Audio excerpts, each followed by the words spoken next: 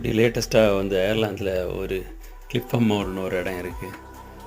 அப்படி அந்த இடத்துல போய் நாங்கள் வந்து வெக்கேஷனை என்ஜாய் பண்ணோம். அயர்லாந்தில் வந்துட்டு இது செகண்ட் வெக்கேஷன்னு சொல்லலாம். 5 இயர் ஆச்சு. ஆனால் நாங்கள் வெளில போய் சுற்றி வெக்கேஷன் போகிறது இது செகண்ட் இயர். ஆனால் பாருங்கள், என்ன மாதிரி லொக்கேஷன் பார்த்தீங்களா? எப்படிப்பட்ட வியூ எப்படி இருக்குன்னு பார்த்தீங்களா?